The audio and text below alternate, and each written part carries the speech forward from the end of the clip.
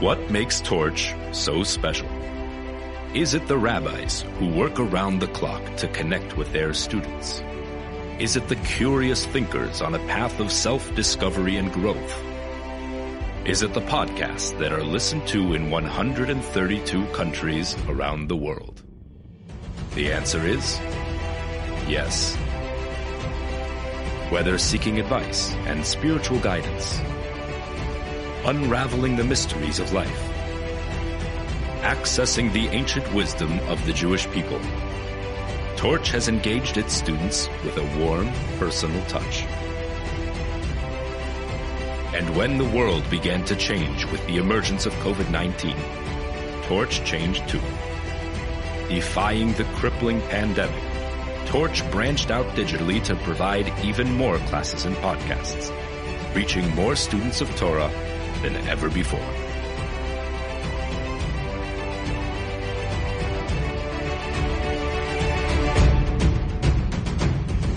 The Torch Center became a state-of-the-art production facility, equipped with some of the finest broadcasting technology available. The result? A transformation from a local Houston teaching center to a leading global purveyor of Torah education. Thanks to our amazing staff, to our platform of social media outreach, to our podcasts, our videos, our classes and special events, Torch has flourished. Join in celebrating Torch for the beacon of light it has become, and lend your support to help that light shine even brighter. This is Torch. Created locally, embraced globally.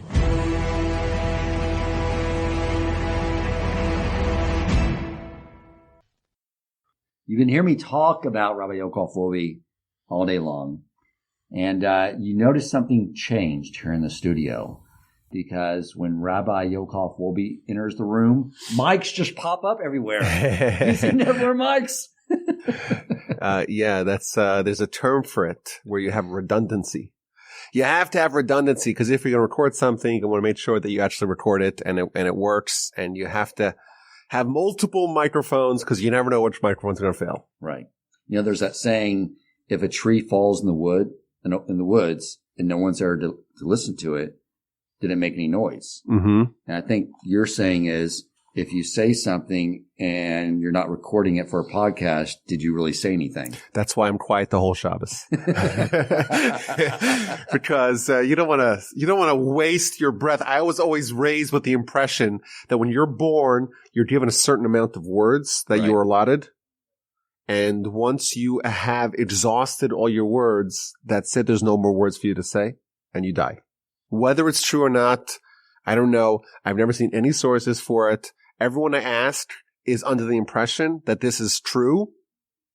Who knows? Right. But you definitely don't want to waste it if you're not going to record it and share it with the world. I think so. You may be able to take your words and spread them repeatedly over and over and over again.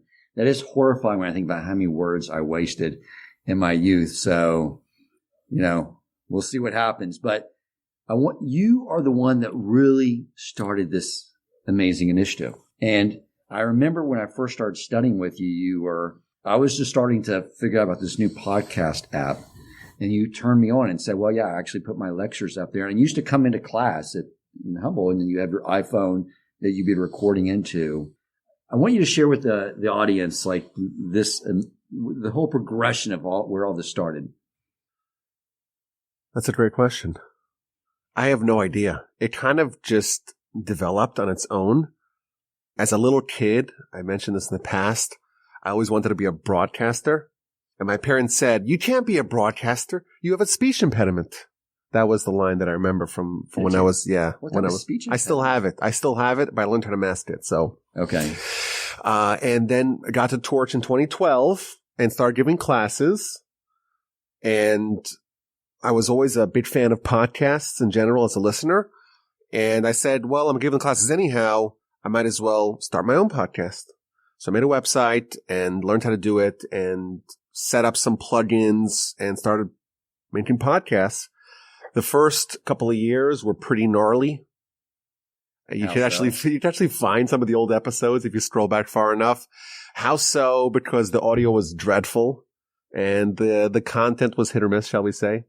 And the audience questions were not edited out. Right. So you might hear like 30 seconds of dead air. Yeah. Before I respond to a question that you have no idea what I'm responding to. Right.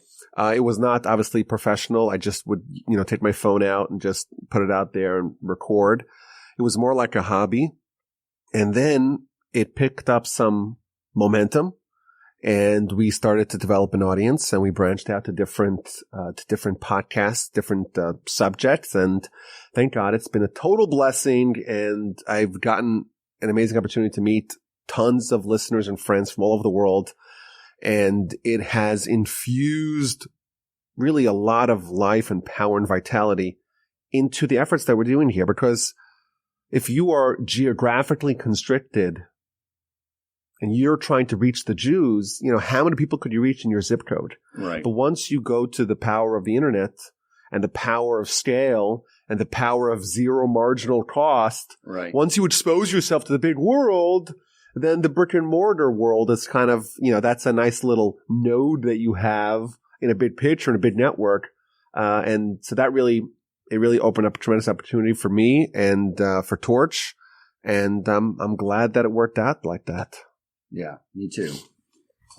As you were talking, it reminded me of something you said to the class out in Humble many years ago, but you're talking about when scientists say they discover something, it's because no one really invents anything. Everything's already in God's creation. God created everything. He just allows us to discover it. And so we discovered all the technology around the internet. And what other reason did he allow us to discover the internet if it wasn't to spread Torah wisdom? That's exactly what you're doing. Well, when they invented the radio, Marconi, was that his name? Marconi.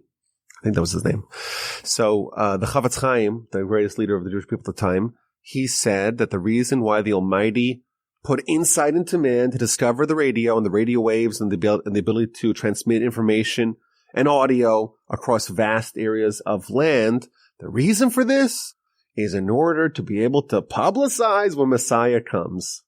Wow. That's the reason for that. I feel like the radio, maybe you have to have an antenna with the internet in an instant. You're all over the whole world and you could send messages to the International Space Station and China and people in Antarctica, hanging out in Antarctica. So that, takes it to the next level. That's amazing. So it started off with one podcast episode called This Jewish Life. One channel, yes. One channel. Thank you. Or show, I think it's called technically. Okay. I'm still learning. So Me too. One show called This Jewish Life. But you decide to start creating new shows. What was the thought behind that? Well, it was kind of like on a whim. And there were a few different calculations. Number one, the podcast discovery, even today, is still very primitive. The way people find new podcasts, there really isn't the Google, shall we say, for audio. Right. You can say, hey, show me the good ones.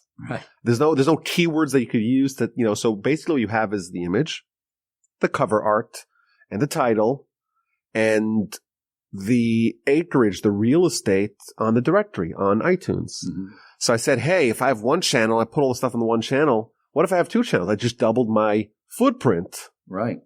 On iTunes. Moreover, I doubled the amount of keywords that I have in my title. Because if people are searching for Jewish, they may find Jewish Life. But if people are searching for Jewish history, for example, or Parsha, they're not going to find that in Jewish Life. Right. Even though the individual episodes may have that content. Right. So I figured, why don't we just start a new channel for these other topics that I wanted to talk about instead of putting it on the flagship channel. So that was the basic idea. And it turns out it was an accurate decision given that each one of these shows developed their own audience. Right. And they fed off each other and people say, oh, I found the Parsha podcast. But once I got addicted to this Rabbi Wolbe guy, I said, you know what? Let me see what else he's got. Right. And it just gives you more ways that people can reach you. And once they reach you, they get reeled into the ecosystem, and hopefully they enjoy and they're inspired and they find the content to be interesting, compelling, and valuable, educational. And that's what we want to do, right? That's what we're here for. Right. Exactly. So what was the first one you created? I believe was the Jewish History podcast. Is that correct? The first after the original. The first after the original? Correct. Yes. And that just took off like crazy. And what I've heard from talking to people is that was their first introduction to Torah learning was Jewish history, because it's the gateway drug. It is. It is the gateway drug, because when you study Jewish history, you can say, I'm not religious, but I'm interested in Jewish history. You look at Jewish history and you cannot help but recognize God's hand behind everything. And that, of course, probably leads to the harder podcasts as well, like the Parsha podcasts, like Daniel Steinberg was saying, the eternal ethics. And these were classes that you're teaching already locally, but you're just packaging it up, editing it, and making it available for the rest of the world. Correct? Yeah, absolutely. That was the idea. I was always a student of history. I always loved reading history. I never was formally trained in Jewish history, but I read a lot and I researched a lot, and I didn't exactly feel qualified to say I'm a historian, and I'm really not. But I could read and research and organize information and see patterns and the like. Right. And it's like you said, it's a gateway drug, and people. It's a halfway house. It's a stepping stone. Yeah. Where people could say, listen, we could sample the rabbi's take on Jewish history, and it's a way to test drive. Parsha is something which demands some work to know, to follow the story lines, to follow the narratives. To slog your way through Leviticus. It's a challenge. Right. But history is a story. Yeah. And it's a story that's inspiring, informative, and challenging, and valuable. And it's something that you could be much more passive in consuming. Right. And I think the other thing about history is you learn, you've done a lot of episodes just on like the sages of yesteryear. Right. And when you tell these stories about these remarkable rabbis, that also itself is just a gateway drug, because that also inspires people to want to learn Torah. I mean, have you experienced that where someone said just they were impressed with the story of some of these people? It's a mitzvah for us to study our history. Yeah. And part of that is because we discover how great humans could become. Our sages tell us that man is just a little bit less than God. We're great, and we're just, we're one hair shy of God, which is a very provocative statement in the Midrash. Yeah. Right? I never heard that. Well, what that means is that we have a soul within us that dwarfs the holiest of angels. And that's within us. Yeah. The problem is that we also have physicality. Right. That's worse than the animals. And that's the fusion of man that makes us such an intriguing and vexing and problematic species. But when you see people that become like angels, and you see that when you read about the people of our history, they become like angels, you discover what it means to be a human and what opportunities and greatness is latent within each and every one of us. So I do agree 100%. Yeah, it's very inspiring. Of course, I think history is very valuable. A lot of people say that, history is the past and, it's not coming back. But history is the testing grounds of ideas. And a lot of people come up with new ideas and they don't realize it's been tried, 10, 15, 20, 80 times in our history. Right. And when you have a sense of what worked in the past and what trends, so to speak, our history has had, I think it is very valuable and guides you in how to make choices today. Yeah, absolutely. Do you feel you connect more with certain types of students because certain types of students? You said? Yeah, because I don't know if that's even the case. I mean, I know what people are attracted to you with your Torah teaching is you take, like what Daniel Steinberg was just saying, you take very lofty subjects and you're able to break it down so that the rest of us can understand it. And that's a very hard thing to do. It's like, I remember when you first came out to the Humble Synagogue and we're teaching that first class, Discovering God. And I have David Askin coming on tomorrow, who was my cohort and building that up. But I remember after those first few classes, me and David look at each other just like, wow. Like we had never had someone break down logically and rationally and intellectually God. And I remember when that I think it was a 6 episode series, when everyone was just like so blown away. The class grew because me and Dave were like, literally, you have to come in here, guys. You got to check this out. Don't drop your kid off at Sunday school and then head back home. And when it was over, I asked everyone, I was like, do you want to keep this going? And they were like, yeah. It's like, so you want to have Rabbi Wolbe? It's like, yeah. It's like, how long would you like to do another 5-part series or 6-part series? Like, yeah, no, just keep doing it. Remember that? And we only broke on Yom Tov. I mean, that whole time, still going today, except now online. But that's the amazing impact that you've had on everyone. Well, that's very kind of you to say that. I wish my wife was watching so she could appreciate it. Maybe my parents also. We'll send out the recording. But to your original point, in yeshiva, we were always trained that if you cannot explain it in a way that someone else of average intelligence can understand, that means that there's something that you are not understanding. And I think that maybe some of my own, I would say, struggles with understanding things train me to try to break things down to digestible, understandable parts to be able to explain that. Right. Maybe. I don't know. That's a theory. That makes sense. It makes sense. Absolutely. You're right. If you can't explain it, you really probably just don't know it yourself. Mm-hmm. I think that makes total sense. I think also, when you're forced to teach it, it forces you to learn it really well. Yeah. If I have people like you asking tough questions, lobbing grenades at me, I got to make sure I know I'll be ready to answer.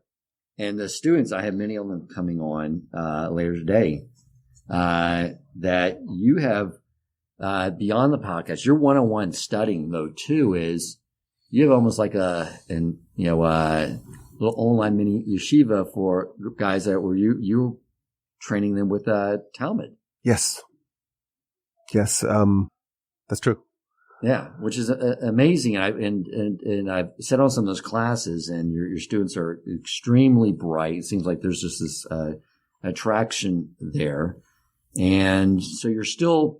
I mean, and today, you were doing one-on-one studying with people. So I know your calendar is totally packed because either you're doing a podcast, doing a class, recording, editing it, teaching one-on-one. I mean, so you're constantly learning people one-on-one as well. So I know that's something also that's been very important to you, correct? Well, that's what I'm here for, right? Yeah. That's why I get paid the big bucks, right? I guess so. Big and definitely big mitzvah bucks. Well, yeah. So, the theory behind the Talmud class is that most, maybe all, Jews who want to study Talmud can do it, but many are lacking just some basic skills that we were trained since we were little kids. Yeah. We were fortunate enough to be in yeshiva, so we've been trained. But other people have the same desire, same interest, just lack the skills. Right. So if we could just plug in that gap, we're going to discover that people who really have little background in Talmud could pick it up really quickly. Right. That was the theory. And, it's been a while, and I think the theory has been vindicated. Absolutely. Anything else, Rabbi, that you would like to share with the world as we are reaching out to the world right now and saying, support this organization? Well, I want to share with the world, first of all, how much I appreciate the fact that I get to do this and the fact that I get to spread Torah and Jewish wisdom and Jewish heritage to the masses. Of course, we have amazing people like Dan and the rest of the team here at Torch who accelerate and amplify all our work. But I appreciate every single person who is involved with Torch, who is a podcast listener of mine, who's a donor, who's a friend, who encourages other people to tune in. I've had many people tell me that they listen and they like it and they share with everyone they know. They are the ambassadors of the podcast and of the great work of Torch. So thank you for your support. Thank you for your friendship. And keep up the great work. And thank you for inviting me here to speak in the vaunted studio here at the Torch Center. Thank you, Rabbi. We're told that not only we're supposed to be learning Torah, but we're supposed to teach Torah. And it doesn't really mean that we have to teach a class. It's so easy now to fulfill that mitzvah because all you have to do is when you listen to an amazing podcast by Rabbi Wolbe, Yaakov Wolbe, or Rabbi Ari Wolbe, or Dan, all you have to do is hit the share button and text it to your friends. Say, check this out. That's all you have to do. And that's how we can all be engaged at continuing to spread Torah throughout the world. Well, I would say one more thing. Yeah. We believe, and we freely admit this, so you have the evidence, save the tape, that our work is a partnership between the rabbis and the team at Torch and the donors. Yeah. So you say the way to teach Torah is by sharing. The way to teach Torah is by supporting, by materially and financially supporting givetorch.org. That's how you get to my page. Givetorch.com is how you get to everyone else's page. Okay. But of course, the viewers here know to go to givetorch.org.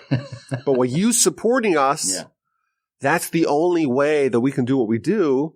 And therefore, you are a full partner in our efforts. And you too are teaching Torah to the masses. I totally agree. I can't tell you. I mean, seriously, being a donor of Torch for so long, it's just to think all the people you're impacting.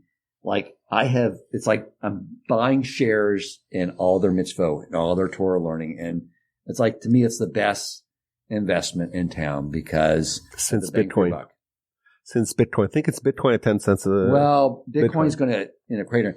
This mitzvah is going to keep going higher and higher and higher because there's intrinsic value. It just keeps growing. And on that note, Torch accepts Bitcoin. Yeah, that's right. I know I haven't mentioned yet, besides going to givetorch.org or .com, we are also set up too, as people have realized such appreciation in their stocks that they may want to make their donation a donation of stock and therefore not sell it, incur the capital gain. You can donate your stock directly to Torch, not pay the capital gains tax, and still have that, your taxable deduction through that means. So if you want to just actually donate some appreciated stock, also reach out to us. You can reach out to me directly, president@torchweb.org, and I'll give you the instructions on how you can do that as well. So what do we have? We have cash, credit card, check, Bitcoin stock. What about if you want to donate your car? How does that work? That is an option as well. Something we have to bring on your. What about scrap metal? I don't think we do scrap metal yet. Well, we do now. Just come dump it in front of the Torch Center, and we'll happily take it. Yeah, we take Venmo and PayPal and precious gems, and even not precious gems. Drop off your rocks, your silt, your asphalt. I don't know. I'm going to come here tomorrow. Whatever it is, everything rocks in the front. Baseball cards. If you can find whatever it is, support Torch with your heart and with your earballs. Listen to the podcast, and you take care. We love you all, and God bless. Thank you so much, Rabbi. Appreciate you so much. Awesome. That was fun. That was a lot of fun.